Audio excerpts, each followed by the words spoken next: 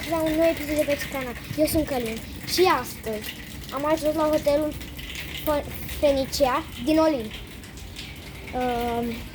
Suntem aici în Olimp la Fenicia Blue View și am vrut să vă spun că săptămâna aceasta o să postez foarte mult și că o să fac multe vloguri.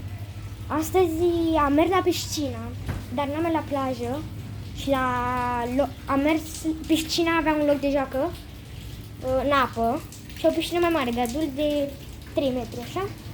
Și mâine vrem să mergem la mare, doar că astăzi a plouat și a ieșit un curcubeu, 2.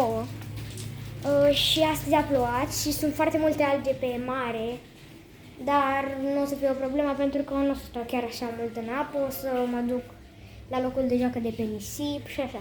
Și lângă acest hotel vreau să vă arăt că este chiar ceva foarte frumos.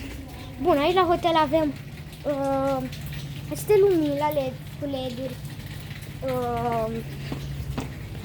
pe lângă scări ca o balustradă cu lumini și uitați-vă ce hotel avem în spate.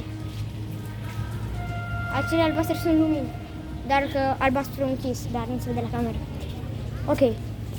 Și cam asta a fost. O să postez foarte mult luna aceasta și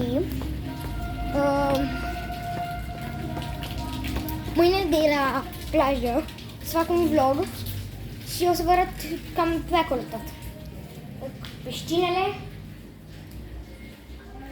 apa de la mare și locurile de joacă și tot.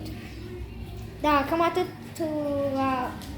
O să închei videoclipul acesta aici pentru am vrut să vă spun puține lucruri cu ce o să fac săptămâna aceasta și așa.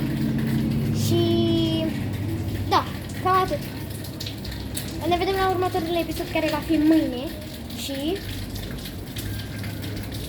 pa!